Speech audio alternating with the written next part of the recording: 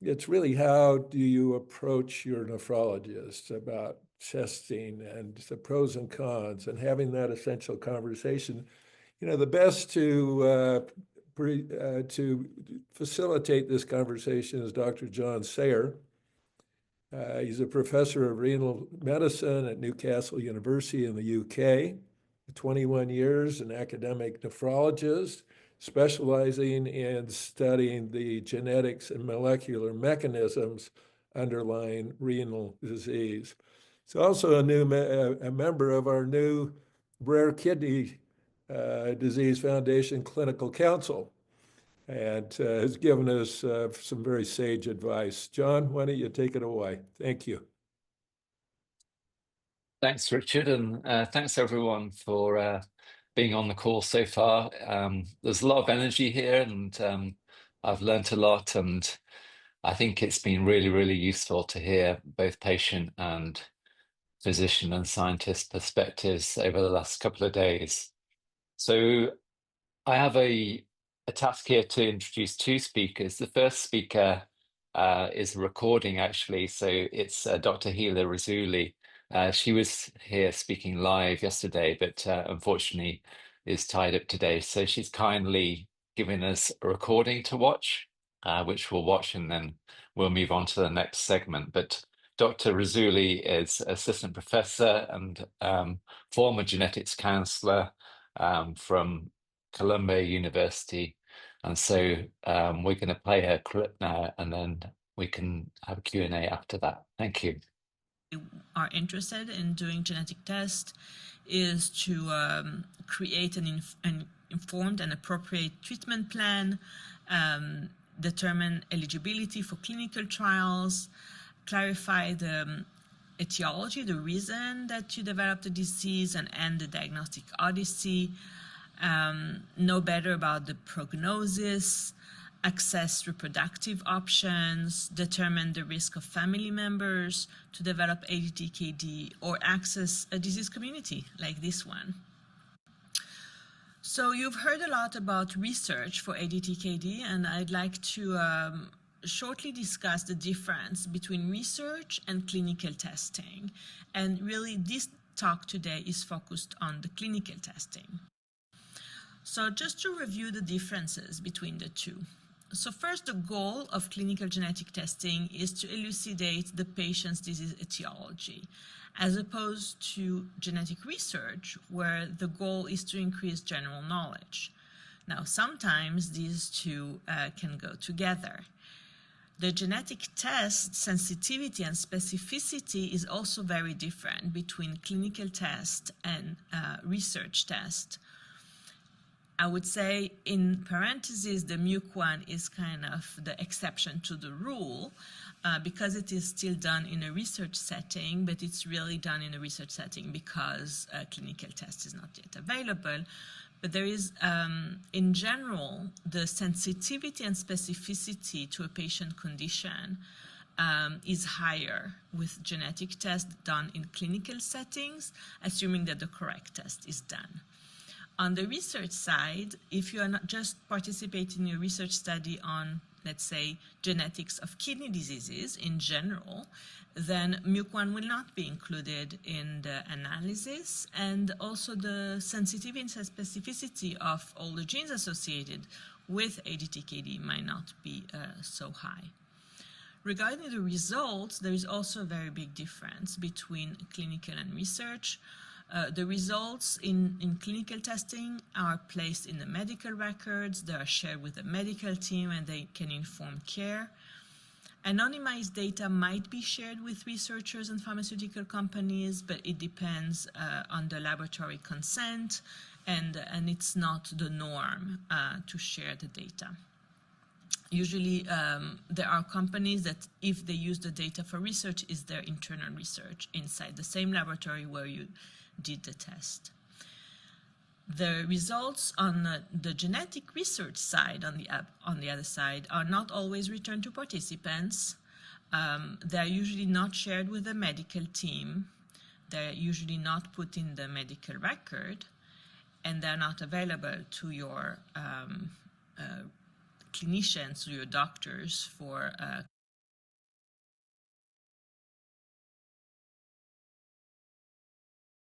care and management. Anonymous data can usually be shared with research collaborators. In the United States, if you are funded by the NIH, it's actually a requirement to share the data with the researchers community. And it's also sometimes shared with pharmaceutical. It depends a lot on the consent. There are now more and more academic centers sharing data, working together, collaborating with pharmaceutical companies. So now focusing on clinical testing, what should you expect from a genetic counseling session with this idea of maybe it is worth going and talk with a genetic counselor or with a nephrologist specialized in genetics? So in a genetic counseling session, your medical history is going to be collected, so the doctor or the genetic counselor can formulate a more specific kidney disease diagnosis, evaluate for any extrarenal features, and determine the kidney disease age of onset and the rate of progression. On the family history, then the family history is collected, usually a 3 generations pedigree, so 3 generations family history. The goal is to assess different inheritance patterns. So it is very important to come with as much information as you can about your family. And it's also important to share when you don't know, as opposed to saying that the person is healthy. Being healthy and you not knowing about the health of a person are very different. And then the doctor or the genetic counselor are going to assess for the etiology of the disease and consider the probability of a diagnosis and which test could be relevant for you. And then there is an informed consent process where the different options are discussed and also the cost are discussed, and then you choose whether you want to undergo genetic testing or not. So going to a genetic counselor doesn't mean that you have to do the test. You can also decide at the end that you don't want to do the test. So I'd like now to focus on genetic tests for asymptomatic individuals. There are 2 main reasons why someone who doesn't present with any kidney symptom would want to do genetic testing. One is healthy family members who just want to know if they are at risk. So in this example of a family tree, as we like to draw them in genetic counseling, with the arrow on the bottom, you can see a man who has a disease. Let's say, in this case, it would be an X-linked disease, and he has a genetic diagnosis now. And then the question is, what are the risks of his sibling brother and his cousins to have the same disease? And so in this case, genetic testing can be offered to answer this question. Another reason to undergo genetic testing when you do not have any symptom is to know whether you are a good, eligible donor. For if you want to donate your kidney to a loved one, part of the transplant evaluation is to know whether you have any kidney disease or not, and genetic testing can be very useful if your loved one has already a genetic diagnosis. You might see here that I did not include minors, so children of people with disease, with ADTKD, for example. So this is because genetic testing of minors is not recommended. The child's best interest is the gold standard in medicine. We want to reach to child's physical and psychosocial well-being. In genetics specifically, we believe that the child has a right for genomic privacy and the right to an open future. They have a right not to know. Genetic testing is actually recommended for minors only if it impacts the child's medical care, which is something that may change in the future. So if a drug in the future will be recommended from before the age of 18, then genetic testing would be recommended. just wanting to know from the parent's perspective is not enough, is not recognized as a reason to test a minor. And genetic counselors can help with the discussion, especially when the two parents do not agree about that, and you may want to have a mediator, someone who will help you with the discussion. Genetic counselors are a great resource. Broadly, genetic counselors are a good resource for familial communication. It can be hard to share a genetic diagnosis with family members and telling them that they are at risk to develop genetic kidney disease. So genetic counselors can provide resources and guidance on how to share results with at-risk family members. They can write letters to your family members. They can also write letters that are anonymous without telling that you are the person with the genetic disease, but just saying there is someone in your family and they shared your information, and here is the type of genetic variant that was found, and it is recommended for you to get tested. And genetic counselors can facilitate genetic testing of family members. In the United States, there is a law that protects against genetic discrimination. It protects against genetic-based discrimination in two contexts. One is employment, and the other one is health insurance.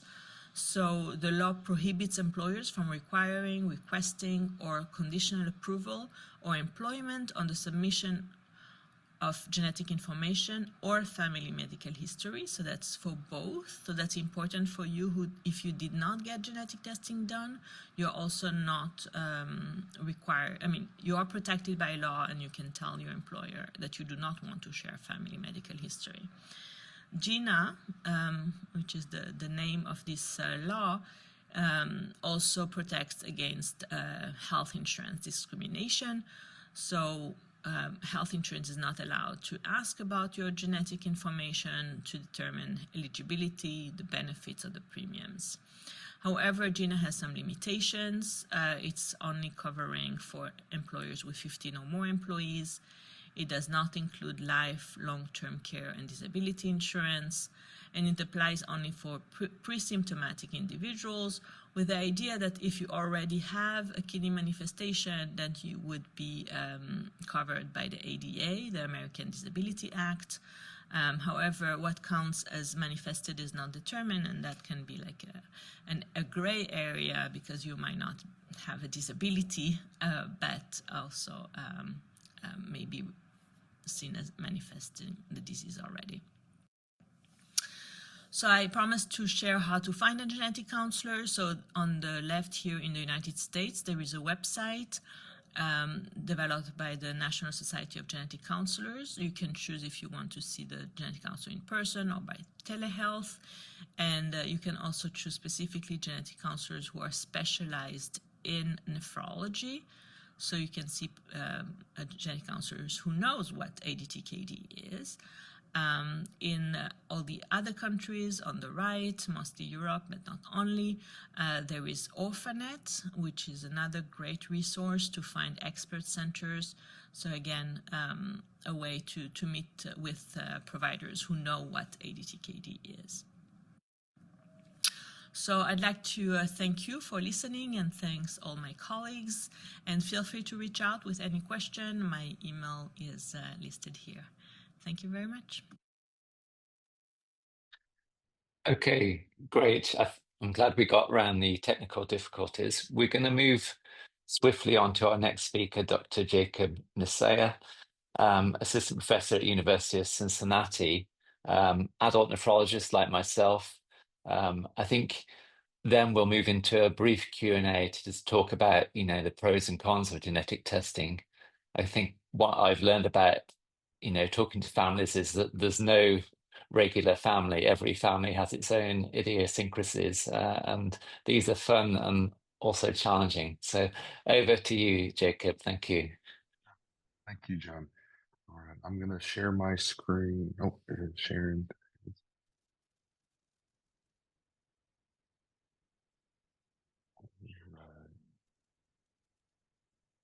Is that okay, Jacob, or would you rather share your own? I can share my screen so it's easier to maneuver. That would work.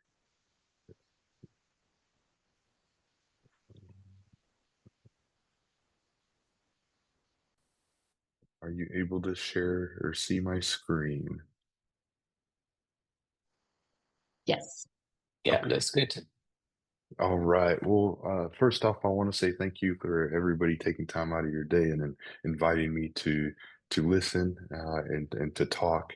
So my main talk over the next 10 minutes is how do you approach your provider on discussing genetic testing?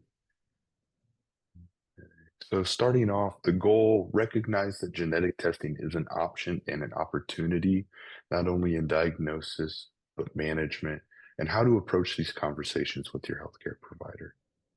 So a little brief outline, we're going to review what the basics of genetic testing is. Don't worry, I'm not going to go to a lot of details, as I imagine a lot of us have a little bit of understanding, but maybe a simplified approach.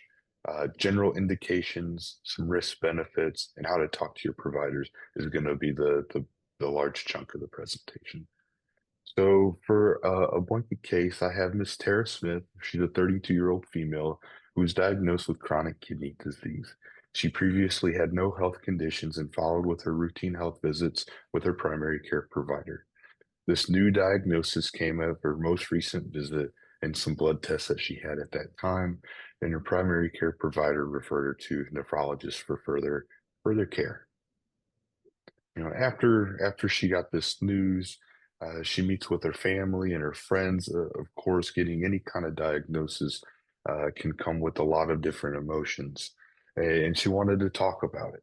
And so, after she talks to her family, she learns that her aunt previously passed away, uh, required dialysis at an early age, but really not much else was known as far as that cause go. And when speaking to her friends, one of her friends brought up the idea of genetic testing after an advertisement was seen when accompanying her family member at a recent appointment. So what is genetic testing? Just very plainly put, genetic testing is looking at genetic changes, sometimes called mutations or variants in your DNA that can cause a disease or other healthcare conditions. We can get this through inheritance or sporadic, meaning passed down or changed on its own. Now, again, I told you I wasn't going to go into too much of the detail on the basics of genetics, but we can see from a science perspective here that our DNA is the building blocks of what makes you you. It makes us all human, but it also tells us why I'm different to the person to my right and the person to my left. And the way that I generally try to describe it is our genetics is like a book, and each chromosome that we have is a chapter. Each page has a sentence, and each sentence adds on that building blocks that makes us individuals. And with that, the simple way that we can walk through that is a sentence being the cat ran down the hall, the cat ran down the tall. Doesn't make as much sense, or maybe the cat ran down the ball where it can still make some sense, but may not be the same, or the cat ran down the blank and it stops there. So generally speaking, what are the indications of genetic testing? The guidance that we have are family history, unclear etiology of CKD, whether it's a guiding therapy decisions, an unusual course, a young onset, or extrarenal manifestations. Again, very similarly put in a more graphical standpoint. Benefits of genetic testing. Again, the overview, we can often get to a precise diagnosis, can potentially early detect in affected family members, prognostication, whether it's before in the course itself, or even during and post-transplantation on how our body would handle a transplant. Prevention of ineffective and harmful treatments, targeted therapy options, and then recognition and management of extrarenal manifestations. And one big benefit that I tend to point out to a lot of my providers, but I also mention to my patients as well, is that a genetic diagnosis has led to a reclassification of what the original suspicion was, about 50% of cases, and has changed management in up to 90% of cases. That's a pretty profound impact as far as percentages go. What are some of the risks with genetic testing? Again, any kind of diagnosis, as I mentioned, can be met with a lot of different emotions about self or family, availability and cost depending on region, access to genetic experts, inconclusive results, no treatments available, implications not necessarily on employment, but life insurance, disability, insurance that were previously mentioned, and then the effect on other family members. So when going into an appointment, the always thing I want to do is get a detailed history.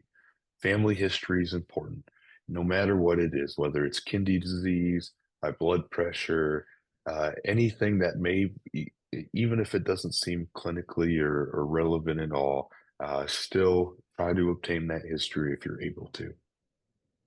Identify your concerns. What is my concern walking in the appointment, whether it be about kidney disease, whether it be about genetic testing. Think about it beforehand on maybe what are the concerns that we have overall. Okay. Genetic testing, we want to be familiar with what genetic testing is, why we're doing it, and what the available benefit, what's the purpose and potential outcomes. Again, some of those that were previously mentioned. And then really consider your values. So in our patient, the day comes of the appointment. Tara is very nervous about the appointment, but at the advice of her friend, she feels like she's ready for her visit. So her question is, how can I get the most out of my appointment? So during your visit, I want you to be open and honest, be very transparent. It's a two-way street in communication. And we really want you to share your concerns. Explain why you're considering genetic testing, or those individuals that we might be trying to assist, have them explain why. Ask specific questions. Based on my family history and current condition, do you think genetic conditions or genetic testing is appropriate for me? Listen carefully. Don't hesitate to ask for any clarification. I think this one is number one, what I highlight to my patients as best as I can. If you don't understand, always ask. Always ask. Take notes. And then consider bringing a support person, whether it's a friend or a family member.